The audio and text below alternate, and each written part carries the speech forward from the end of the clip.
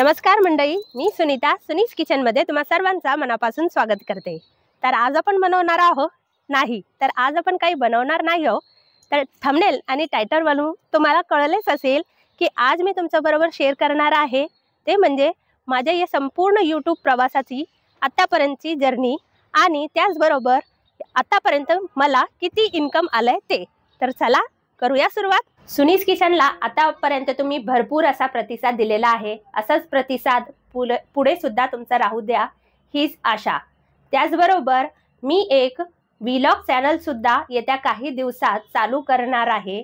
तर त्याला सुद्धा तुमचा असाच भरपूर असा प्रतिसाद राहू द्या अशी आशा। माझी यूट्यूबची पहिली इन्कम सांगण्या अगोदर माझ्या यूट्यूबचा आतापर्यंतचा प्रवास कसा होता हा थोडक्यात सांगते। हा यूट्यूबचा प्रवास वाटतं तितकं सोपं नव्हतं।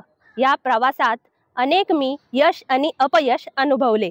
2020 साली 24 एप्रिलला माझ्या मुलाचा वाढदिवस होता। त्याच काळात कोरोना लागलेला होता। बाहेरचं काही अन्न शक्य नव्हतं, म्हणून सासूबाईने विचार केला की आपण घरीच केक बनवूया। तर तो आमचा पहिला यूट्यूबवर टाकण्याचा व्हिडिओ आम्ही बनवला होता। त्यांचा विचार होता की आपण यूट्यूब चॅनल चालू करूया आणि त्यावर व्हिडिओ अपलोड करूया। त्यांचा तो विचार आम्ही करण्याचा प्रयत्न केला होता, पण तो काही शक्य झाला नाही। त्यानंतर सासूबाई कोरोना काळात आजारी पडल्या आणि त्यांचा दुःखद निधन सुद्धा कोरोना काळात झाला। त्यानंतर वर्षभर सुद्धा मी हा विचारच केला नाही की आपल्याला यूट्यूब चालू करायचं आहे। पण पुन्हा एक वर्षानंतर 2021ला त्याच दिवशी म्हणजे 24 एप्रिलला माझ्या मुलाचा वाढदिवस होता। त्याच दिवशी मुलांनी आणि मिस्टरांनी सांगितलं की तू त्या विचार जो आईने सांगितलं होता, त्यांचा जो शेवटचा स्वप्न होता की आपण यूट्यूब चॅनल चालू करूया, ते पुन्हा विचार करूया। तर त्याच आम्ही विचार केला आणि बाबांचा सहमती घेतली आणि मिस्टरांची सहमती घेतली की मी यूट्यूब चॅनल पुन्हा चालू करू का।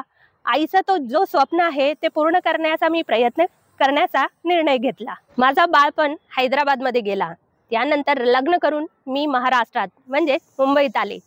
इथे येऊन मी घरच्यांबरोबर मराठी ऐकू लागले, त्याचबरोबर शिकू सुद्धा लागले। घरचे माझे उत्तम असे मराठी बोलतात। तर घरी सतत न्यूज चॅनल किंवा जे मराठी आपले सिरियल असतात ते चालू असतात। तर सर्वात आधी मी जेव्हा यूट्यूब चॅनल सुरू केला तेव्हा मी हिंदीत व्हिडिओ अपलोड करायचे। पण त्यानंतर माझी मैत्रिणींनी आणि घरच्यांनी सांगितलं की का नाही तू मराठीत व्हिडिओ टाकायला सुरुवात केली पाहिजे। म्हणून त्यानंतर मी मराठी जास्त शिकू लागले आणि मराठीची मला गोडी यायला लागली। त्यानंतर मी मराठीत व्हिडिओ बनवायला सुरुवात केली। कदाचित माझी मराठी तुमच्या एवढी एकदम परफेक्ट नसेल, पण आजही मी मराठी शिकण्याचा आणि उत्तम मराठी बोलण्याचा पूर्ण प्रयत्न करते। यूट्यूब चॅनल चालू करण्याचा निर्णय तर घेतला, पण आई गेल्यानंतर घराची हळूहळू जबाबदारी माझ्या अंगावर पडू लागली। हळूहळू करत कामाचा व्याप वाढू लागला। मुलाची 10वी आली, त्यानंतर मीही थोडीशी आजारी पडू लागली।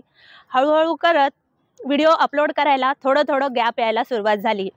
या काळात सुद्धा मुलांनी, मिस्टरांनी आणि सासऱ्यांनी खूप असा सपोर्ट केला। असं म्हणत एक 1.5 वर्ष एवढं गेला, तरीही मध्ये जेव्हा वेळ मिळत होता व्हिडिओ अपलोड करत होते। चॅनल म्हटलं की याला थोडंफार इन्व्हेस्टमेंट तर असतात। सुरुवातीच्या काळात सासऱ्यांनी, मिस्टरांनी थोडीफार मदत केली। त्यानंतर स्वतःचे जे पैसे असतात त्याहून जे बचत आपण करत असतो महिला, त्याहून थोडीशी इन्व्हेस्टमेंट मी केली आणि यूट्यूब चॅनलची जे सुरुवात आहे ते तसंच चालू ठेवली। सुरुवातीच्या काळाला काहीही मला येत नव्हतं, म्हणजे व्हिडिओ बनवायला किंवा एडिट करायला किंवा अपलोड करायला याची काहीही माहिती नव्हती। त्या काळात मुलांनी आणि मिस्टरांनी भरपूर अशी मदत केली आणि हळूहळू टेक्निकल रित्या जे असतात व्हिडिओ अपलोड करायचं किंवा एडिट करायचं हे सगळं मला शिकवलं। आज मी पूर्ण व्हिडिओ बनवायला, अपलोड करायला आणि एडिट करायला हे सगळं शिकले। घर सांभाळता व्हिडिओसुद्धा किंवा चॅनलसुद्धा चालवण्याचा प्रयत्न करते। तरीही काही अडलं नडलं तर मुलं आणि मिस्टर बरोबर नेहमी असतात। फूड चॅनल बनलं की रोज काही ना काहीतरी वेगवेगळे पदार्थ असे आपण बनवत असतो। तर नेहमी सासरे आणि मिस्टर म्हणतात की तू नवीन बनवते आणि आमच्यावर ट्राय करते। आता करणार काय ना, घरी जे माणसं आहे म्हणजे जे आपली लोक आहे त्यावरच तर ट्राय करणार ना। आणि तेही कधीही मला असं म्हटलं नाही की हे चांगलं नाहीये।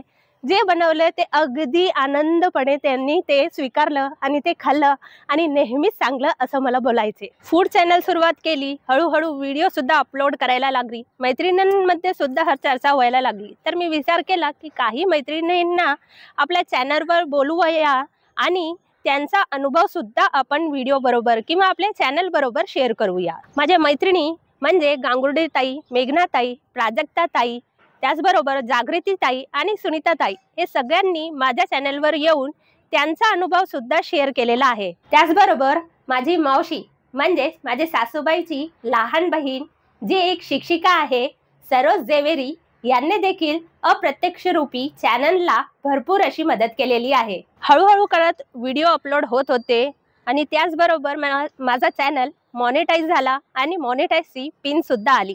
पण या काळात हळूहळू सासरे आजारी पडायला लागले आणि त्याचबरोबर हॉस्पिटलाइज सुद्धा व्हायला लागले आणि मला रेग्युलर व्हिडिओ अपलोड करता शक्य नव्हतं. हळूहळू करत एखादा व्हिडिओ मी अपलोड करायची, कारण सासऱ्यांना बघायचा, मुलाची 10वी, त्याचबरोबर घरचं बघणं हे सगळं शक्य नव्हतं. तर व्हिडिओ अपलोड करायची संख्या खूप कमी झाली होती. हळूहळू करत बाबा खूपच आजारी पडायला लागले आणि आजारपणातच त्यांचा निधन झालं. सासऱ्यांचं निधन झालं त्यानंतरही 2-2.5 महिने काहीही व्हिडिओ अपलोड करता आला नाही.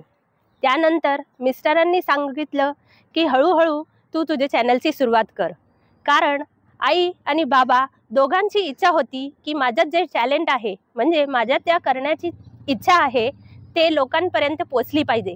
तर त्यांची ही शेवटची इच्छा म्हणून मी माझा यूट्यूब चॅनल पुन्हा चालू करण्याचा निर्णय घेतला. मिस्टरांनी आणि मुलांनी भरपूर असं प्रोत्साहन दिल्यानंतर चॅनल पुन्हा चालू झालं. हळूहळू करत व्हिडिओ अपलोड करायला सुरुवात केली आणि म्हणता म्हणता $100चा टप्पा पूर्ण केला. हे टप्पा पूर्ण करणं इतकं सोपं नव्हतं. तरीही मिस्टरांनी सांगितलं की यश आणि अपयश हे जीवनाचे 2 बाजू असतात, तर कधीही हार मानायची नाही, आपले प्रयत्न सतत चालू ठेवायचे असं म्हणत म्हणत व्हिडिओ अपलोड करायला लागली आणि $100चा पहिला पेमेंट आम्हाला आलं. $100 हा यूट्यूबचा क्रायटेरिया असतो. जोपर्यंत आपण हे क्रायटेरिया पूर्ण करत नाही तोपर्यंत आपल्याला पेमेंट येत नाही. तर $100चा क्रायटेरिया पूर्ण झाला. हळूहळू करत मी व्हिडिओ अपलोड करायला लागली आणि डॉलर असे वाढत गेले आणि बरोबर 21 नोव्हेंबर 2025 रोजी माझी यूट्यूबची पहिली इन्कम यूट्यूबतर्फे मला देण्यात आली. यूट्यूबच्या नियमानुसार मी सरळ पेमेंट किती आलेली आहे हे तुम्हाला सांगू शकत नाही आहे, पण यूट्यूबच्या डिस्क्रिप्शन बॉक्समध्ये मी एका प्रोडक्टची लिंक देत आहे, तिथे जाऊन तुम्ही क्लिक करा, म्हणजे तुम्हाला कळेल की पेमेंट अंदाजे किती आली आहे. तर असा होता माझा हा यूट्यूबचा प्रवास. यापुढेही तुम्ही मला असं सपोर्ट करत राहाल अशी आशा आहे. तर सर्व छोट्यांना खूप खूप प्रेम आणि मोठ्यांचा खूप असा आशीर्वाद माझ्यावर असंच राहू दे. तर नेहमीप्रमाणे स्वस्थ खा, मस्त रहा आणि सर्वात महत्त्वाचं म्हणजे आनंदी रहा. धन्यवाद.